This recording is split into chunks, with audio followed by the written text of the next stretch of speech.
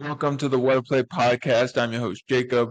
Lucas could not be here this week because of prior commitments, so I'm here solo once again. The Patriots coming off a big-time win against the New York Jets at home, winning the game 27-14. What that showed me in that game was they can't cover. And what I mean by that is Stephon Diggs had his way. He just had over 100 yards. They were effective. They could run the football. So there's obviously and I told you this was the game that they were going to miss Quinn Williams and Sauce Gardner, and they did. It wasn't even like the defense of the Jets was so bad against the run, but when you're in certain situations, because I might get in trouble for saying this in the NFL community. Sometimes stats don't really tell the story. It's situations that tell the story. And that's why you watch the game. You have to watch the game and pay attention to it. Fabian Henderson didn't have the greatest game in the world. But when you can move the chains on third down, when you can score touchdowns in the red zone, and then just build a lead and now know, okay, our defense can rush the quarterback. That's all they had to do. And the Jets, they're not a great offensive team. And if they are losing to a score, by a score or two or whatever, they're not going to be able to cover that. It's going to run the football. Let's not ask our quarterback to do too much. Maybe we'll have him throw the ball 16 times. Maybe we'll have him throw the ball 11 times. Maybe we'll do that. But we're just really going to try to run the football. But you can't do that if you're down 2 scores. You can't really do that. And it was the reason the Jets made the decision that they made to bench Justin Fields and go to Tyrod Taylor. Now, the problem with going to Tyrod Taylor is this. Taylor is not going to fix the issues you have on the offense. Yes, he might run the offense a little better, but you have so many issues. That's the reason why I said a number of weeks ago, and I apologize. I relinquished my statement on yesterday's show when I said earlier, a couple of weeks ago, I had said the Jets didn't need to draft a quarterback. And then yesterday I said, okay, you're going to draft a quarterback probably in this draft, and what draft pick are you going to use it on? Your draft pick or the draft pick you got from the Jets? What I do think is they need so much help. You getting rid of Quinn Williams and getting rid of Sauce Gardner and getting what you got in return. Yes, it was a lot, but it also does not benefit you because you're just taking this all the way down to the studs and hoping you can start again. This team has been really bad for a long time. They've had flashes of greatness, but not recently, not in the last decade. I mean, you have to go back to 2015 when you could say, okay, this Jets team nearly made the playoffs. They didn't. That was when they had Ryan Fitzpatrick and Todd Bowles. That was that year. They couldn't do anything. They can't do anything. They're not a great team offensively. Defensively, they can't really cover. Their secondary is a nightmare. They benched Quincy Williams because they said he's not playing great. You have these 2 young pass rushers in Jermaine Johnson and McDonald, and yet they are the 2 guys that you can't ask them to do everything. You don't have a good enough time. You don't have a good enough defense. You don't have a great offense. You can't really beat people in a shootout situation. I mean, you did it against Cincinnati, but that's because Cincinnati has no defense. You really have a hard time with this. But you're so far away that you can't just utilize the draft. You have to utilize free agency, and you have to spend. You have to spend a lot, which is not in Woody Johnson's mind. He doesn't like to do that. But he'd have to because this team is so far away. It's not close at all. And for the Patriots, that talk about a team that had a quick turnaround. 3 years. They go after Brady leaves, they're kind of floundering for a while. They did it the 1 year with Cam Newton, and they had Mac Jones, and they make the playoffs, and then it kind of falls apart. And then they go and say, okay, let's go draft Drake May. Let's see if we can work that angle. And they were playing with Jacoby Brissett last year, and it didn't work. And then they put Drake May in there. He showed some good things, and it just shows when you get the right head coach. Because this was also you went from Belichick to Mayo to Vrabel. And what Mike Vrabel brings to you is he's going to help build up the offense and defensive lines. They're going to have an aggressive defensive line approach, aggressive defensive approach. But they're also going to bring in Josh McDaniels, who was Tom Brady's coordinator. The 1 year Mac Jones was really good. He was his coordinator. So he knows how to build up that a quarterback does well and not put too much on his plate. And that's what is going on here. They have a great ground game. They run the ball well. They can stop the run on defense. They can play coverage. They can throw the football deep down the field on offense. But they only are asking Drake May to make a couple throws, knowing that he can make the throws. There's no concern about that. But they don't want to have to make it on the regular with him. Because if you do that, if bad things could happen, that could shoot his confidence, and that could be terrible. So doing what they're doing, I like the idea, and they've been winning the way they've been winning. Now, granted, schedule is all needs to be set in there too, but they've been playing great football, you have to admit. The Patriots on the road against the Cincinnati Bengals. The Bengals are 8.5-point favorites. No Jamar Chase. He was suspended for spitting on Jalen Ramsey. It's a little segue here because we talked about this yesterday. Ramsey punched Chase, but proclaimed that he claimed that he was innocent because Chase spit at him first. Jamar said that did not happen. The Bengals said that did not happen. The NFL went back and looked, and they said, "Yep, he did." So we're suspending him. Chase said, "I didn't. I'm appealing it." They go to this NFL's version of kangaroo court, and the decision was made to uphold the suspension. And so Chase is out for this game. Now, the concern if you're the Bengals, you're already out of it anyway, pretty much. Like, if you were in second place, I'd say okay, because the Steelers have been floundering at times. Aaron Rodgers is a little banged up. He might miss this week's game. I would say, all right, maybe. But they are talking about getting Joe Burrow back. And I'm like, I don't know if I would. This offensive line is so horrible. They can't protect anybody. They can't really run the football. So it's a pass-happy offense. Their defense can't stop a nosebleed. Like, it's bad. Like, there's no reason if you're Joe Burrow to come back early. There's no reason. I know he's 2 months ahead of his recovery. I get that. But there's no reason for him to come back early. Just no reason. If I'm the Patriots, and I'm Drake May, and I'm looking at this team that we got to go against, this should be, like, if we've been floundering on offense a little bit, let's get back on track. If our defense has not been great, let's get back on track. This offense, this Bengals offense puts up points. Again, no Jamar Chase, so it's just T. Higgins, pretty much, and Mike Gesicki, who's coming back off the injured reserve.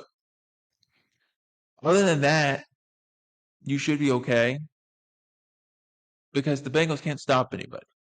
Having said that, you don't overlook this team. You can't overlook anyone in the NFL. Anything could happen. And I have the Patriots winning, and I have them winning by a lot. But that's going to be the message you're preaching if you're Mike Vrabel and Josh McDaniels.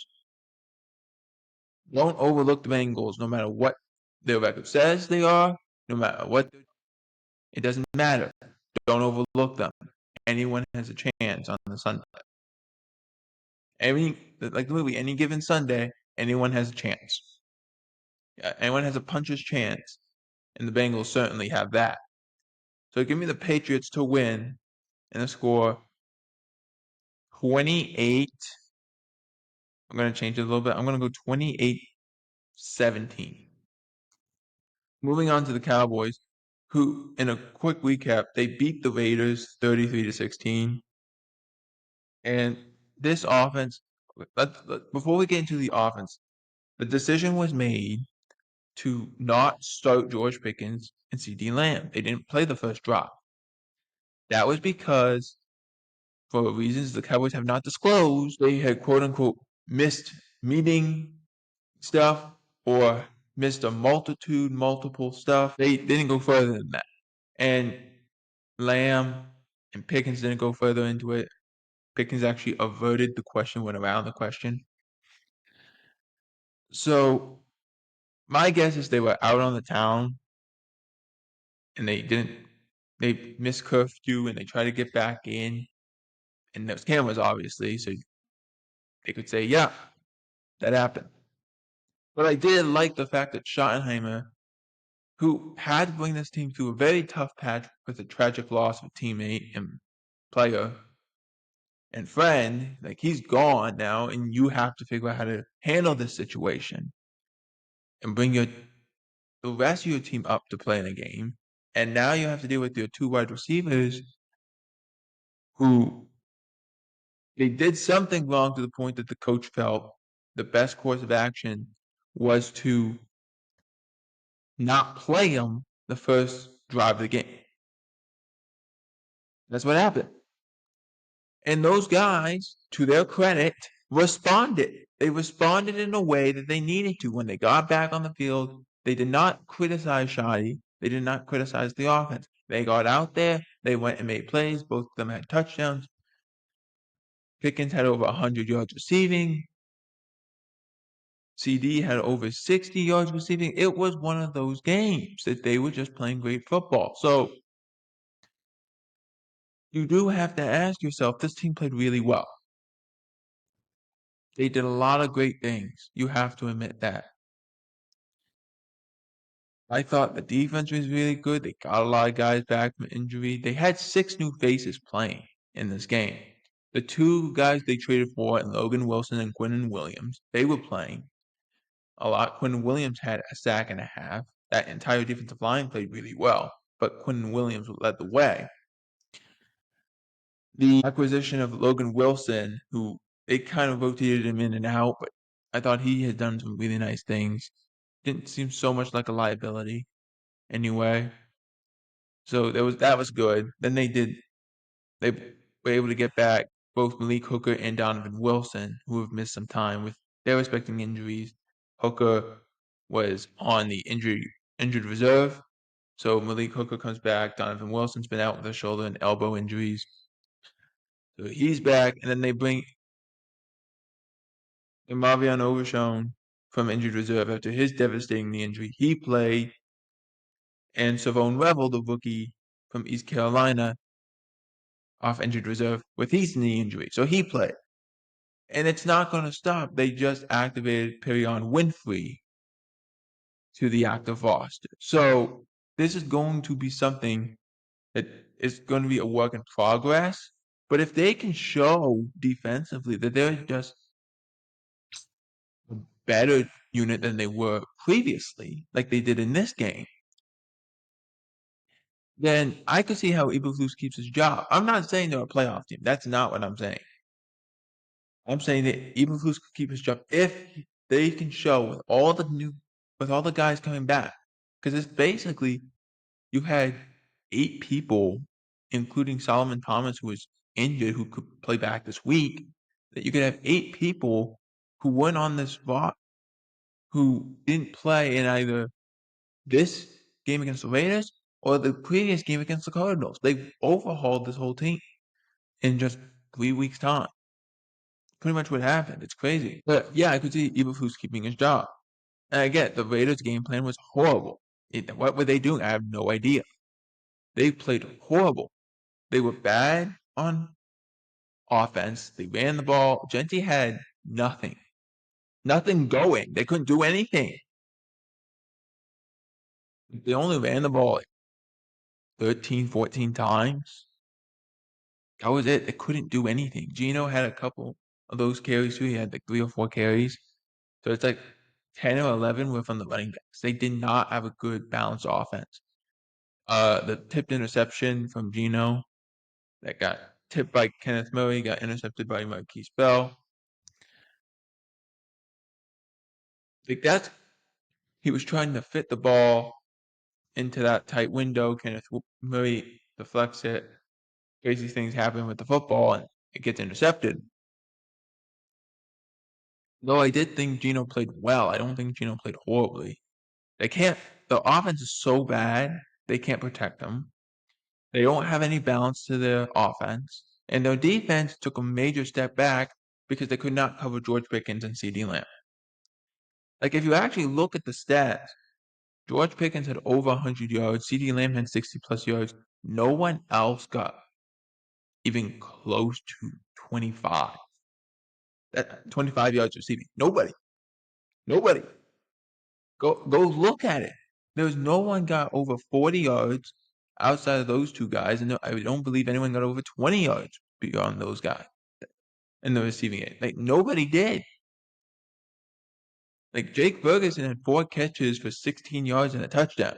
That was it. And I think that he was the third leading receiver. That's scary to think about. Like, it was 2 guys who didn't even start the game that took over the game.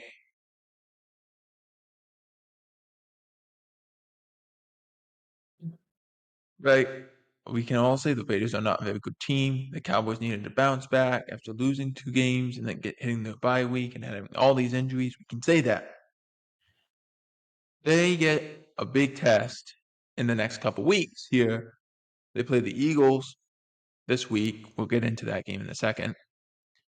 They play the Chiefs on Thanksgiving, and then they play the Lions the week after. It's a very hard couple weeks for the Cowboys, and really, it's a hard week and a half because they have to play 3 games in, I think it's 12 days, 11 days.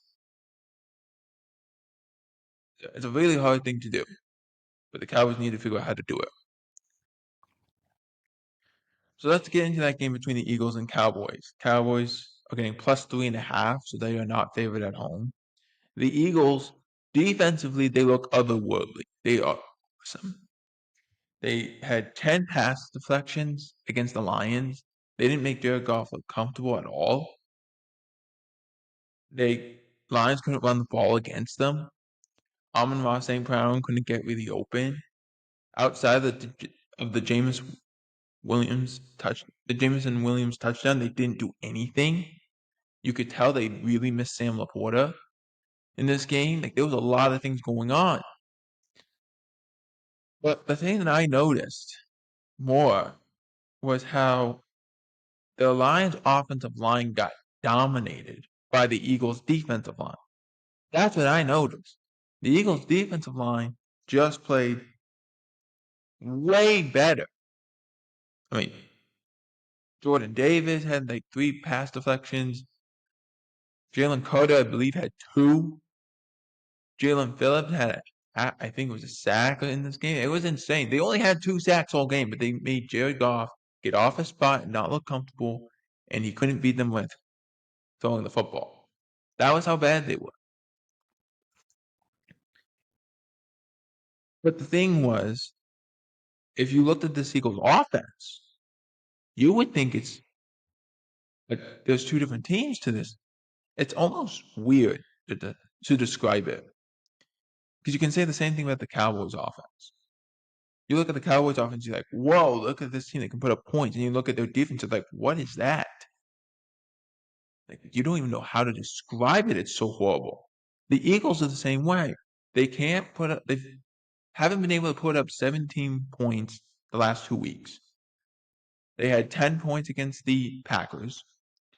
They had 16 points against the Lions. they aren't able to put up points. Saquon hasn't been great this year. He's under 4 yards a clip. Like, they can't really do anything in that. Tank Bigsby actually brings them a little more juice. I'm surprised they don't use him more.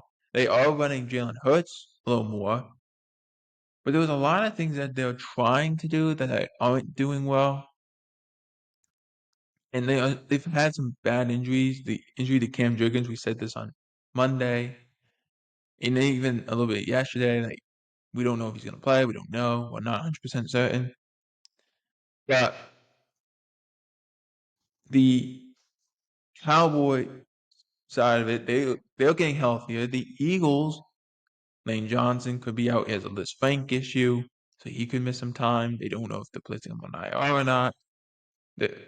I think they're going to try to hold out hope that he can try to go through it and play through it, but Liz Frank injuries are hard to fight through. I'm not exactly sure what the Cam Jurgens injury is. But whatever it is, it could cause issues for this Eagles offensive line. Because once Cam Jurgens was out, they kind of got, I don't want to say they got bodied, but in the interior, they had a really hard time to do anything.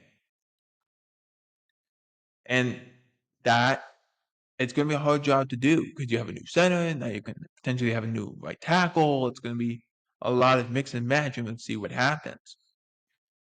So that would be the way if you're the Cowboys, you would have to win. Your defensive line has to dominate the Eagles' offense. As much as you have faith that, okay, it's Adoree Jackson on one side of the field, we can attack him. The running game is going to be really hard to get through, but if you can run the football a little bit, and like I said,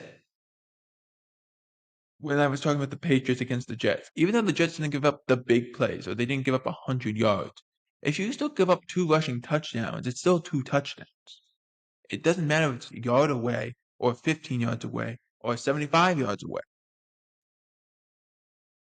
So if you're the Cowboys, can you find a way that even if your run game isn't great in this game, can you find a way to punch it into the end zone with the running backs? Can you find a way to score in the red zone? Can you find a way to do certain things? Be great on third down. Force the issue. And then create a long field that the Eagles have to go down the field on you and hopes that your defense can make a response, have a great response. That's what's going to be the question I think we're all waiting to see. I had the Cowboys splitting with the Eagles this year. I have the Cowboys winning this game. I'm not saying that they are going to be really good in this game, but I just feel like weird things happen in division games. We say that all the time. I have the Cowboys winning it. For whatever reason, I just have that feeling. Give me the Cowboys, they win a weird, similar score as it was week 1, but the Cowboys win 28-24. Let me know in the comments who you have winning this week